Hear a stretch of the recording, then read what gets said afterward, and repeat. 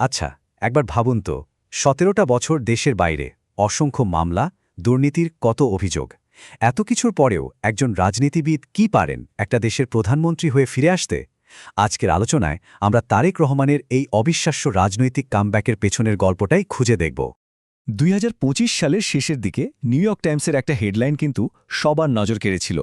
একজন বড় রাজনৈতিক ব্যক্তিত্ব দেশে ফিরছেন। আর এই ফেরাটা যে সাম্প্রতিক ইতিহাসের অন্যতম নাটকীয় এক প্রত্যাবর্তনের শুরু, তা কে জানত।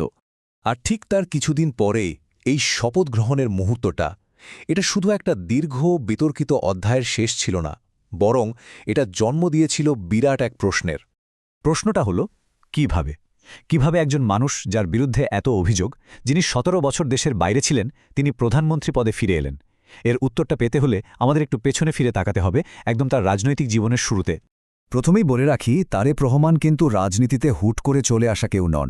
তার জন্মই হয়েছিল বাংলাদেশের অন্যতম প্রভাবশালী এক রাজনৈতিক পরিবারে, মানে এমন একটা পরিবারে যা কয়েক দশক ধরে দেশের ক্ষমতার কেন্দ্রে ছিল। তার বাবা জিয়াউর রহমান ছিলেন বাংলাদেশের সাবেক রাষ্ট্রপতি এবং একজন বীর মুক্তিযোদ্ধা, আর মা খালেদা জিয়া দেশের সাবেক প্রধানমন্ত্রী। ইন্টারেস্টিং ব্যাপার হলো, এই দুজন মিলেই সেই রাজনৈতিক দলটা প্রতিষ্ঠা করেছিলেন যার নেতৃত্বে শেষ পর্যন্ত এসেছেন তারেক রহমান। তো বুঝতেই পারছেন, এই পারিবারিক পরিচয়টাই ছিল তার রাজনীতির মূল ভিত্তি। আর তার বাবা যে একটা আদর্শের জন্ম দিয়েছিলেন, বাংলাদেশি জাতীয়তাবাদ, সেটাই হয়ে ওঠে তাদের দলের মূল চালিকা শক্তি। এই আদর্শটাই কিন্তু দেশের রাজনীতিতে তাদের একটা শক্ত জায়গা করে দিয়েছিল।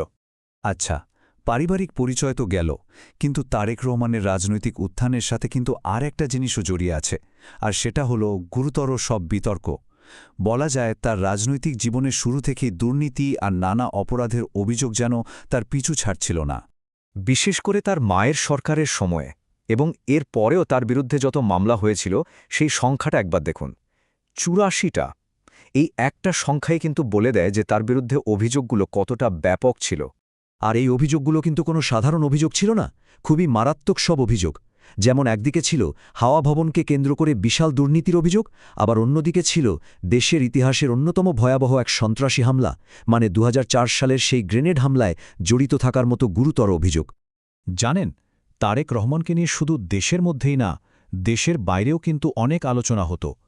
যেমন ধরুন, উইকিলিক্সে ফাঁস হওয়া মার্কিন দূতাবাসের একটা তার বার্তায় তাকে যেভাবে বর্ণনা করা হয়েছিল, সেটা শুনলে অবাক হতে হয়। তবে এত সব অভিযোগের বিপরীতে তার দল বিএনপি কিন্তু সবসময় একটা শক্ত অবস্থানে ছিল। তাদের কথা পরিষ্কার, এসব মামলা আসলে রাজনৈতিক প্রতিহিংসা।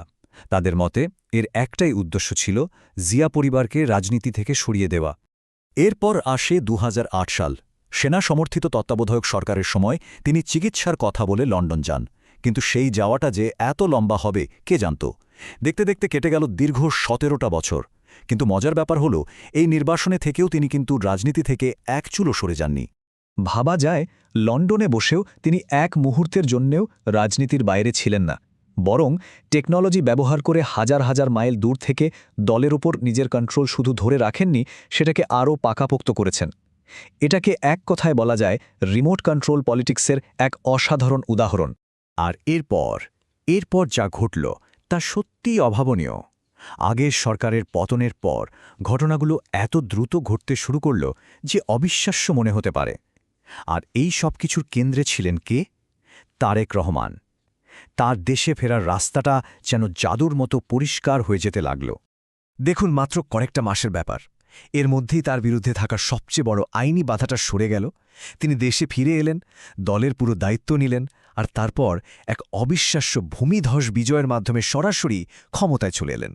শুধু দলই নয়, এই নির্বাচনে তিনি নিজেও কিন্তু দুটো গুরুত্বপূর্ণ আসন থেকে জিতে সংসদে ঢোকেন, যা তার ব্যক্তিগত জয়কেও আরও মজবুত করে তোলে।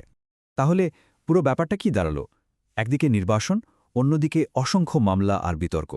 এই সব কিছুকে পেছনে ফেলে তার এই যে বিজয়ীর মতো ফিরে আসা, এটা আসলে ভবিষ্যতের জন্য কি ইঙ্গিত দিচ্ছে?